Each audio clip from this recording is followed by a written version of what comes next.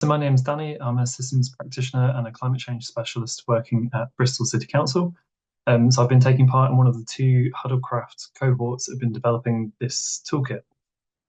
So building on the context that's already been covered, I just wanted to say a bit about what I think the toolkit is and isn't.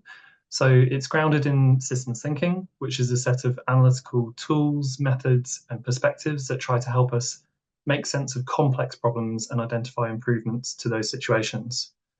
So I've no doubt that everyone on this call is probably here because you're drawn to thinking systemically. But at the same time, everyone on this call, myself included, is very likely to have a worldview that's based on linear thinking.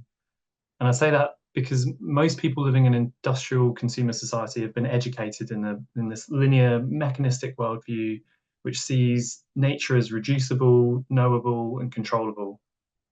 But it's also really difficult to see the paradigm that you're swimming in.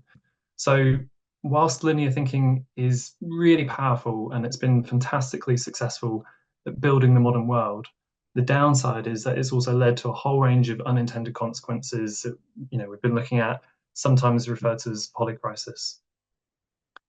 But linear thinking it's not just embedded in our personal worldviews, it's also embedded in our institutions, in our organizations, in our performance management. It's how we expect to leverage change and it's how we expect to measure impact. And to paraphrase a famous physicist, it's really difficult to change a problem or fix a problem with the same kind of thinking that created it. So this toolkit, we think, then offers an introduction to a different approach to making sense of a given situation. So it's primarily grounded in system dynamics, which focuses on the relationships between actors in a given system.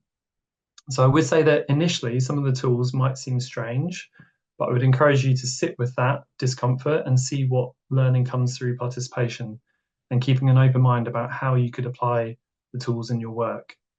Tipping points, I think, by their nature are high impact, but also low certainty. So we're not pretending to offer any quick fixes or silver bullets. And it's certainly not the case that it's either one or the other in terms of linear thinking or systemic thinking.